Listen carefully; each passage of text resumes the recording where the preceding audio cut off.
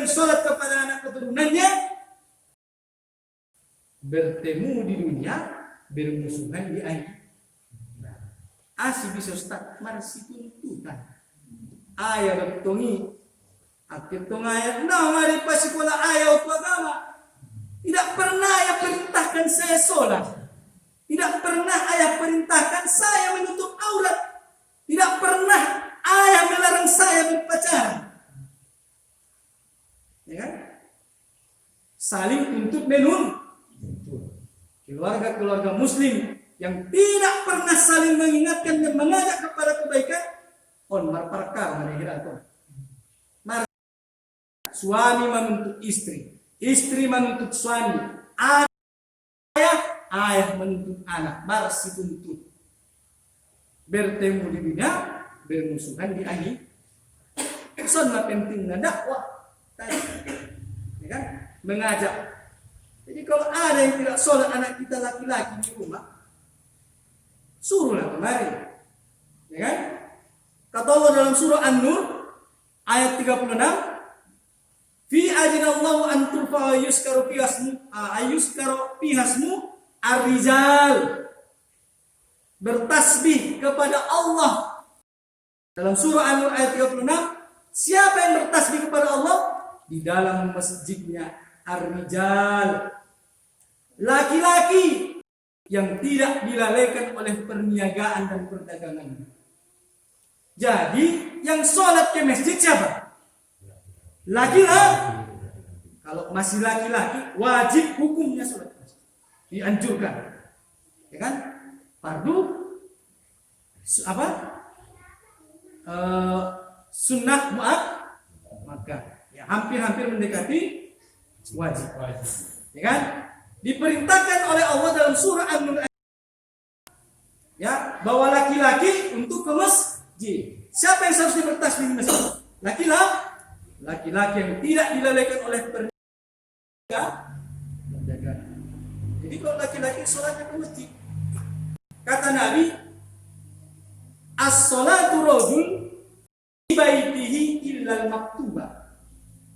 Sholatnya laki-laki adalah di rumah, kecuali yang wajib.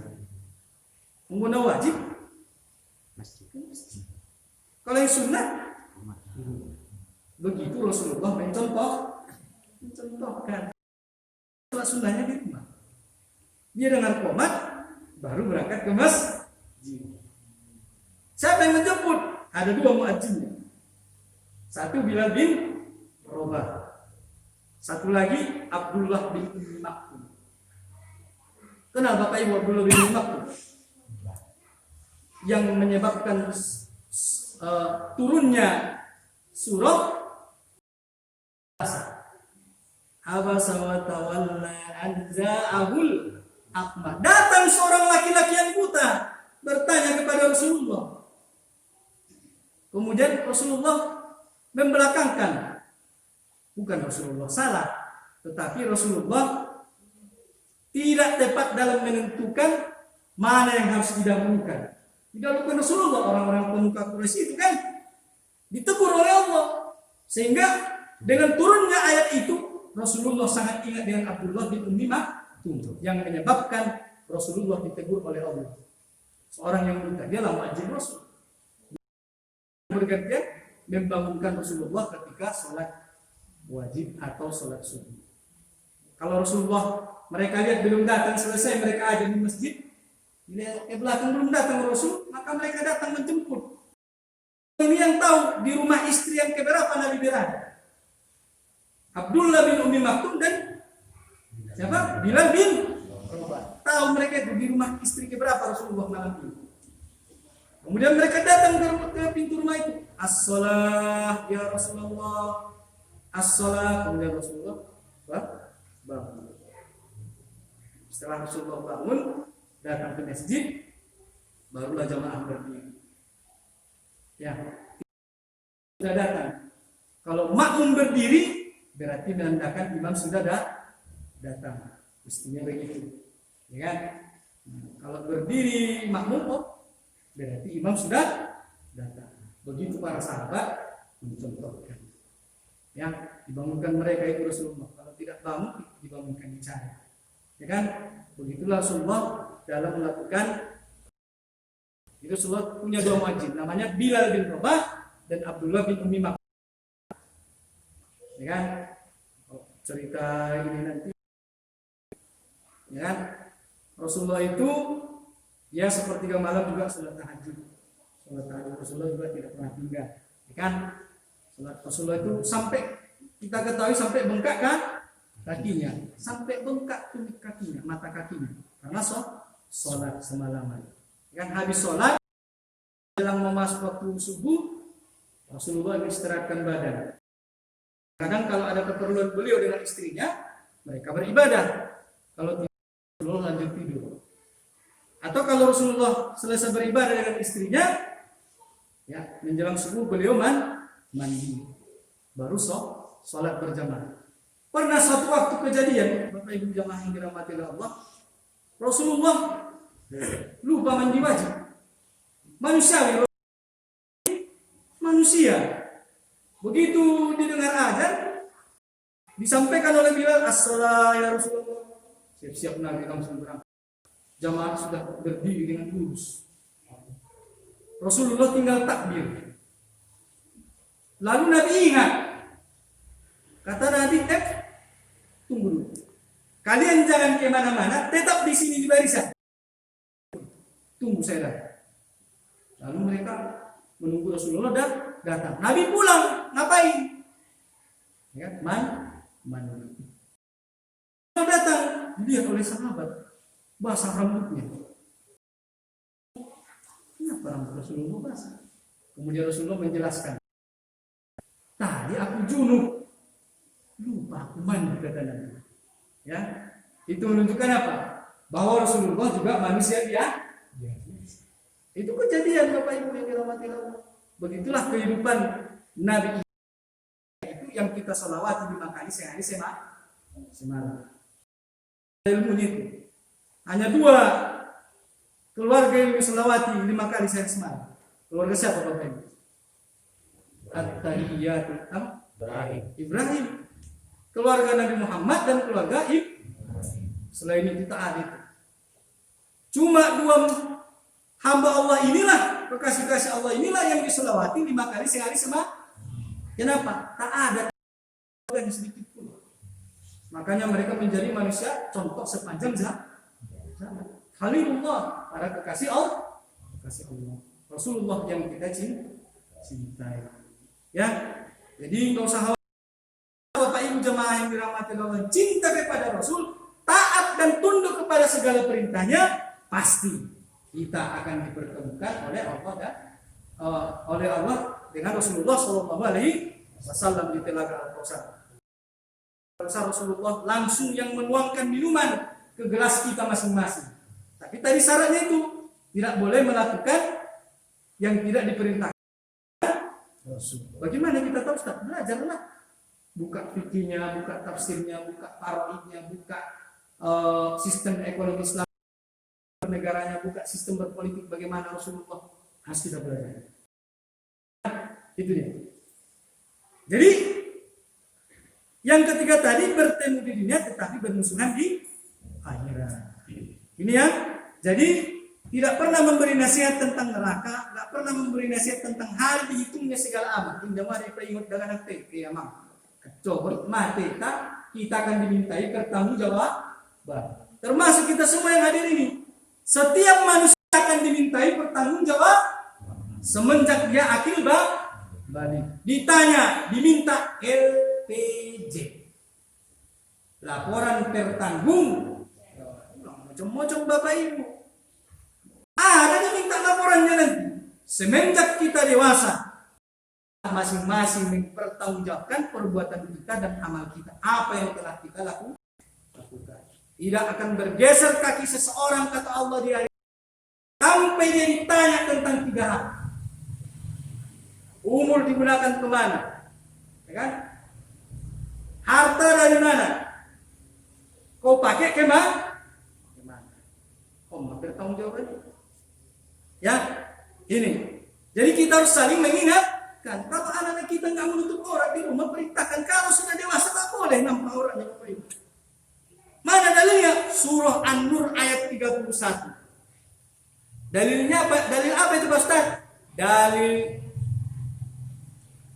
kerudung. Apa itu kerudung? Yang menutup kepala.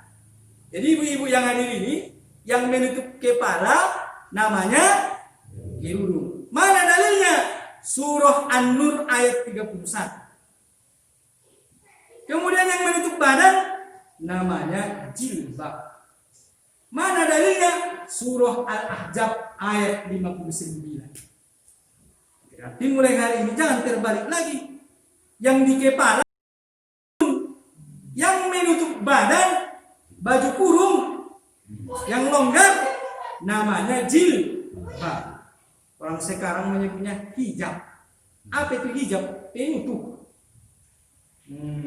Ya, jadi diperintahkan kan aurat laki-laki dari pusat hingga ke lutut. Aurat perempuan seluruh badan kecuali muka dan telapak tangan. Ada sholat saja deh ibu. Nah, di luar sholat pun bagi pulang gak keluarin bagas. Ada yang tidak mahram di luar. Kalau dalam rumah Ustaz, dalam rumah pun kalau ada tamu yang tidak mahram, tutup. Siapa yang memerintahkan? Allah. Dalam surah An-Nur ayat 31, Al-Ahzab ayat 59. Ya ayuhan nabiyyu qul li azwajika wa nisa'il mu'minin yudnina 'alaihinna min jalabihinna. Nabi ini Allah. Perintahkan istri-istrimu, anak-anak perempuanmu dan perempuan kaum muslimin, hendaknya mereka mengulurkan jilbabnya sampai ke bawah, mulai leher sampai imam warna jilbab, ya kan? Jalabib surah Al-Ahzab ayat 59. Kalau kerudung 30.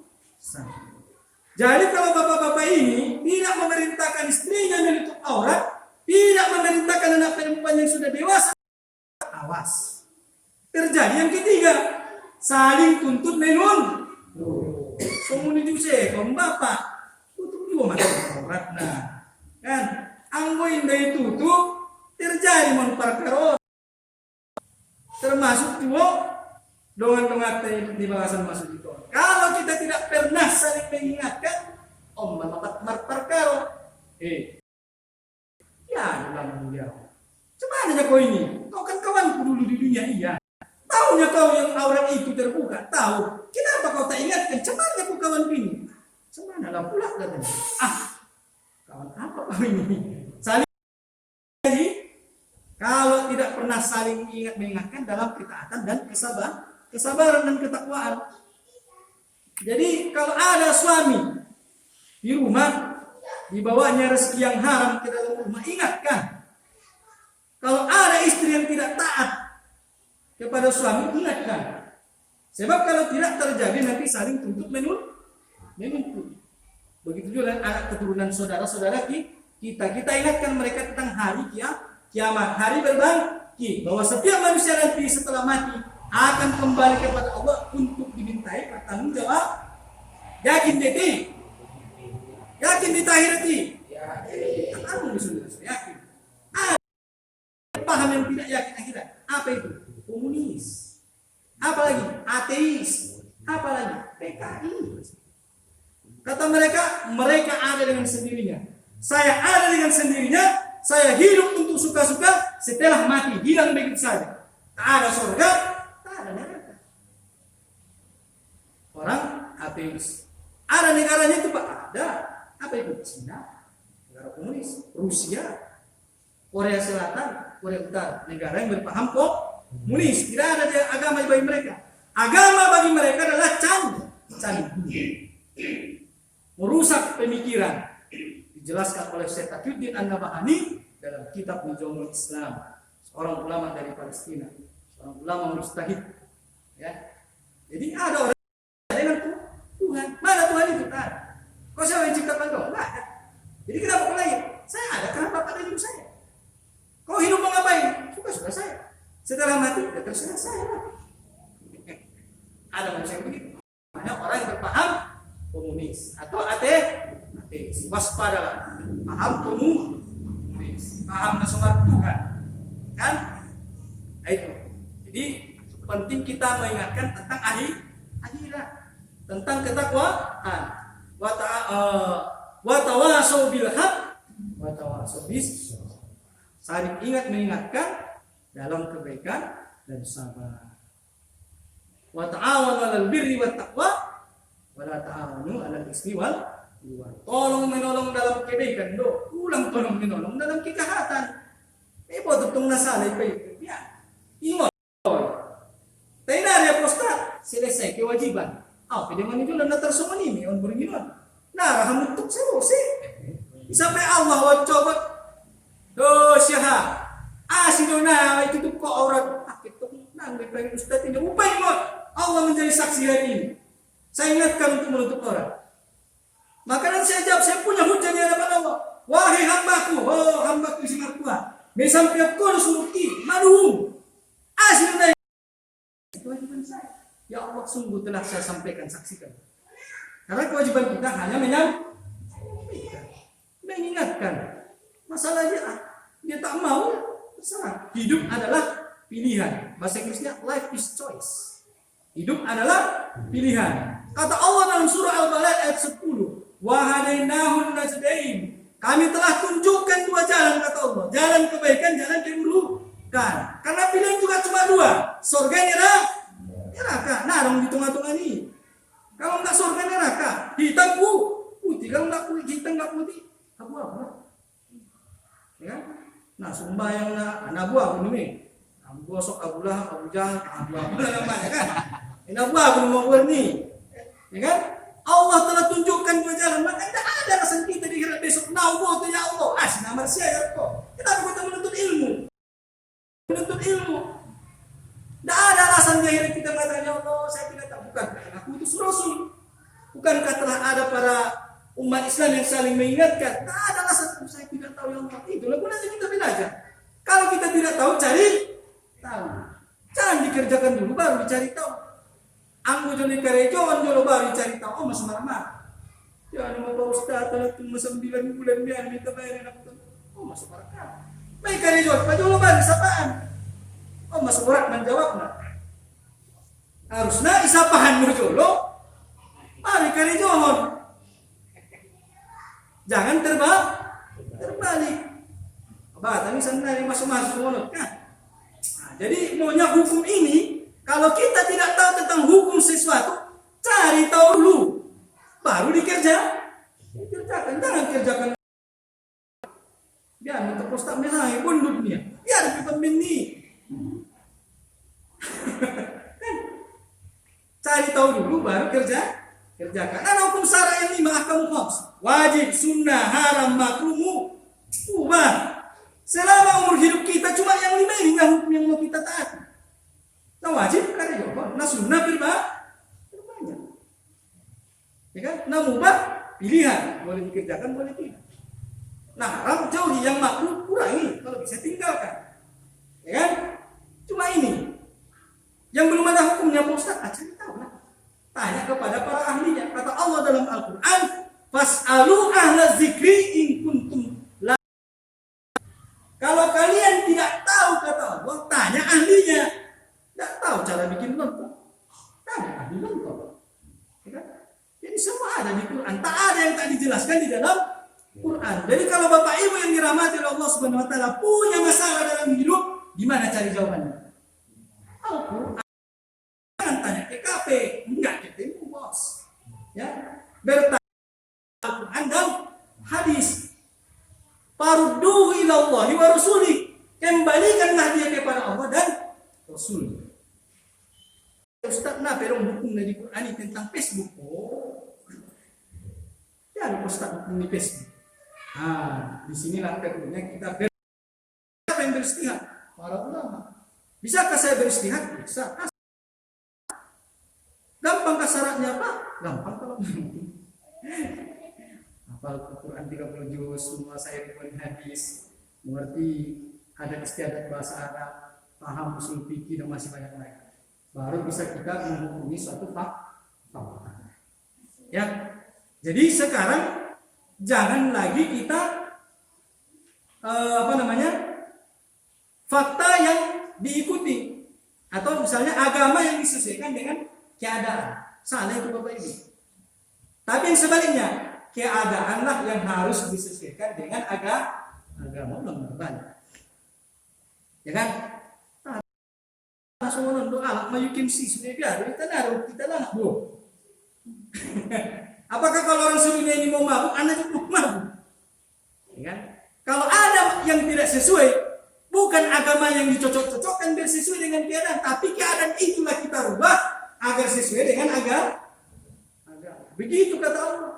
Jadi kalau ada yang tidak ada hukumnya hari ini, bukan berarti kita boleh melakukannya.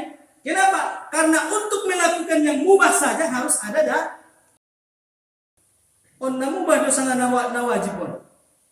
Itu harus kita tahu. Untuk mengatakan sesuatu itu mubah harus dengan mubah doa. Mana dalilnya Pak? Kan sembarangan kita ngomong mengatakan mubah. Bahkan untuk perkara mubah yang boleh harus dengan dalil. Harus ada dalilnya. Tidak bisa kita mengatakan ini mubah, ini makruh, ini. Tidak bisa, harus dengan dalil. Harus ada dalilnya. Boleh sembarangan. Ya, begitu. Masuk kepada yang keempat. Jadi, jangan lupa saling mengingat. Sulang marba dari pikiran. Coba kamu sila. Pengen kamu. Manusia biasa dorongan. Ada nafsu, ya kan? Ada setan. Namanya manusia. Kadang-kadang lupa. Tetapi mudah-mudahan jangan sampai pada perkara yang fatal. Kalau lupanya hanya pada perkara-perkara yang ringan-ringan, tidak apa-apa. Jangan sampai pada perkara yang pokok. Itu harus kita jaga, itu kan. Muna menek-menek do manusiawi, terpol berakinnya manusiawi, ya kan. Tapi kalau pula sampai fatal, jangan. Ya. Masuk kepada keadaan orang yang keempat, yang terakhir. Biasa orang bilang nanti terakhir orang mati. Mana terakhir selalu semua. Mati kan? Sama mati terakhir orang. Nah, yang terakhir, penipu birok seorang. Nah, terakhir yang keempat, orang yang bertemu di dunia, bertemu di akhirat. Bagi nah nomor 2, dohot nomor 4. 5, ulang nomor syarat nomor ton. Arkan gitu. Yang nomor 2 dengan nomor 4. Apa itu? Nah ini. Ya. Yang tadi nomor 3 sudah saya bacakan dengan. Sudah kan? Surah Al-Juruf ayat ke-67. Yang yaitu orang yang bertemu dunia bertemu dia. Inilah yang diminta oleh si mayit, yaitu ketemu dia. Jadi keluarga-keluarga tanaman naparjol, ya ahli bait kita yang sudah duluan, ayah, ibu, entah ayah yang sudah meninggal, saya pun sudah duluan, ayah saya, tinggal ibu yang ada, sudah tertutup satu pintu surga, tinggal satu lagi, ibu. Mudah-mudahan saya tidak menyanyiakan, ya kan? Kalau hilang dua-dua musibah, ya kan? Karena tertutup pintu surga. Jadi si mayit, ya, ini yang diminta si mayit kalau dia berkata, "Aqimis sa'ah ya Allah." Ya Allah, kapan ditegakkan kiamat? Itu pertanyaan si mayit. Kenapa? Tak sabar dia berjumpa dengan orang yang dicintai. Ya. Dalilnya apa Ustaz? Surah ke-52, surah At-Tur ayat 21 sampai 27. Apa kata Allah dalam surah ini? Walladzina amanu wattaba'ahum dzurriyyatahum biimanin alhaqna bihim dzurriyyatahum wa ma alatnahum min syai'in kullu amrin bima kasabat rahim. Apa artinya? Saya bacakan. Dan orang-orang yang beriman dan yang anak cucu mereka mengikuti mereka dalam keimanan, kami hubungkan anak cucu mereka dengan mereka karena sama-sama beriman, baik ayah, baik ibu, baik cucu, sama-sama beriman. beriman. Kata Allah dalam surah ayat 21, kami hubungkan mereka. Kami tiada mengurangi sedikit pun dari pahala amal mereka. Tiap-tiap manusia terikat dengan apa yang. Jadi Allah hubungkan kelak di hari akhirat. Kalau kakeknya beriman, ayah ibunya beriman, sampai cucu beriman, dipertemukan Allah di surga ya sama. Kemudian ayat berikutnya, dan kami beri mereka tambahan. Tidak hanya dipertemukan. Jadi orang beriman, kakeknya beriman, ayahnya beriman, dipertemukan. Cukup? Tidak. Apa? Ya, ayat berikutnya berkata, wa amdatnahum walahmin mimma yastahun. Dan kami beri mereka tambahan dengan buah-buahan dan daging dari segala jenis yang mereka ingin. Nah, lo jadi bangun. Kalau di dunia ini kadang-kadang seberapa cinta pun kita dengan ayah kita, seberapa cinta pun kita dengan ibu kita, seberapa cinta pun kita dengan anak keturunan kita, kadang-kadang tak bisa dielakkan, harus berpikir supaya amang nasupir do, ya kan? Nah, perjalanan jauh deh. Mulak penon sakali sapoke. Saya holong peronnya dan ini terpaksa harus meninggal. Semua ibu saya ada anak, begitu juga anak. Cuman anak kuliah di Medan. Seberapa cinta pun dengan ayah ibunya harus meninggal. Itulah kalau di dunia. Cintanya, kesenangannya ada sesaat. Kata Rasulullah, silakan kamu cintai orang siapa saja yang ingin kamu cintai, tetapi jangan akan berpisah dengan ya, itu kalau di dunia. Tetapi kalau pertemuan di akhirat selama-lamanya. Kalau di dunia seberapa cinta pun kita dengan orang tua kita, sama kita akan berpisah. Ada yang sudah berpisah duluan kan, dengan ayahnya, ibunya, istrinya, anaknya. Nah begitu. Jadi Allah tambah dengan buah-buahan. Allah kasih kita buah-buahan, ya kan? Sebagaimana Allah katakan dalam surah Al-Baqarah, ya kan? Beginilah juga dulu buah-buahan yang kami dapatkan yang Allah kurniakan di dunia. Di akhirat juga di surga nanti Allah kasih buah-buahan, bifakihatin walahmin, dan daging dari segala jenis yang mereka ingin. Daging asa torpedo. Kemudian apa lagi? Ya tanaza'una fiha ka'san la laqwun fiha wa la. Dan di dalam surga mereka saling memperebutkan piala, yaitu gelas-gelas yang isinya tidak menimbulkan kata-kata yang tidak berfaedah, perbuatan dosa. Jadi di surga nanti tidak ada kita mendengar kata-kata yang sia-sia. Tidak pula ada yang berbuat dosa. Semuanya adalah zikir, ibadah kepada Allah, perkataan yang baik-baik. Kemudian tidak cukup sampai di situ, Allah tambah lagi, dan berkeliling di sekitar mereka anak-anak muda untuk melayani mereka, seakan-akan mereka itu adalah mutiara yang kecil. Tidak hanya cukup diberikan istana, diberikan permata mahkota emas, pakaian dari sutra, tapi juga diberikan pembantu-pembantu seperti lu'lu' maknun, seperti mutiara-mutiara yang tersimpan. Kalau Bapak Ibu jamaah majelis yang dirahmati oleh Allah, ingat kisah Yusuf. Nabi Yusuf tampan. Siapa yang tergoda dengan Nabi Yusuf?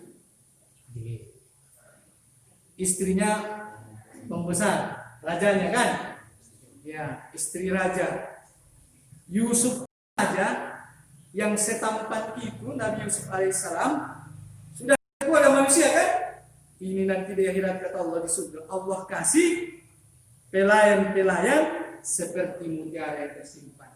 Molotaida anak Nayas, Pus-pus, Jogi, kan? Apakah kita tidak tertarik? Tertarik. Sangat senang. Allah kasih pula kita pembantu-pembantu nanti. Tidak capek kita ambil minum. Ada yang melayani. Kalau di dunia ini harus capek dulu. Bekerja, marsaba, jolo, mau jolo baru. Dibilang langsung bisa jauh. Giling jola siap nih, masak pindahan, langsung masuk ke babe. Masukkan ke mulut, itu pun tak cukup lagi, kunyah dulu, nanti kunyah bondul. Sampai kali di dunia ini kan. Kalau di surga enggak. Allah sediakan pelayan-pelayan yang sangat indah, sangat menarik. Kemudian apa lagi? Wa aqbalu ba'duhum ala ba'din yatasaalu. Dan sebagian mereka menghadap kepada sebagian yang lain saling tanya menanya. Sebagaimana kita di dunia ini kalau berkumpul dengan keluarga, apa yang kita lakukan? Roh tamu, roh anak tersenado, jari raya, jari lebar. Apa yang kita lakukan? Saling bertanya. Begitulah juga nanti kita di surga. Disediakan Allah meja, ada pelayan-pelayan yang bawa piala-piala yang berisi minuman yang tidak memabukkan. Ya kan? Yang khamar yang tidak memabukkan tadi. Kemudian kita saling bertanya. Apa yang mereka pertanyakan? Qalu kunna qablu fi ahlina musfiqin. Mereka berkata, sesungguhnya kami dahulu waktu berada di tengah-tengah keluarga kami merasa takut akan azab. Saling ingat mengingat, nah, ada ketakwaan. Ya, saling ingat mengingat. Nah, boleh amang malalu. Hitung ipengon ayat. Oh, lo mati saling ingat mengingatkan dan bertanya kah? Nah, dia memang perjalanan lima lalu berison. Songon dia itu di nutup kinai songon ini tadi sur. Seperti itulah kita di surga. Begitu berkumpul dihidangkan maka makanan. Bukankah kita juga di dunia begitu? Kalau datang keluarga kita, apa kita hidangkan? Maka makanan dan minuman. Kemudian saling bertanya kah? Begitulah juga nanti kita di surganya Allah Subhanahu wa taala. Kemudian famanallahu alaina wa waqana ajabas samum. Maka Allah memberikan karunia kepada kami dan memelihara kami dari azab neraka. Ya kan? Jadi mereka bersyukur tentang nikmat yang Allah berikan kepada mereka. Inilah orang yang bertemu di dunia, bertemu di akhirat. Orang yang saling mengingatkan dalam keimanan dan ketakwaan. Kalau beriman anaknya beriman, orang tuanya, istrinya, suaminya, mudah-mudahan kita semua kembali di surga. Mudah-mudahan kita juga semua yang hadir di malam ini, termasuk juga keluarga kita yang di rumah yang belum hadir berkesempatan malam ini. Mudah-mudahan kita kembali di surga. Ya, amin ya robbal. Inilah pembahasan kita pada malam hari ini, yaitu hakikat pertemuan dan perpisahan manusia. Mudah-mudahan apa yang saya sampaikan, Al-Fakir sampaikan pada malam hari ini bisa bermanfaat bagi kita semua. Wa'afu minkum, mohon maaf. Wabillahi taufiq wal hidayah. Assalamualaikum warahmatullahi wabarakatuh.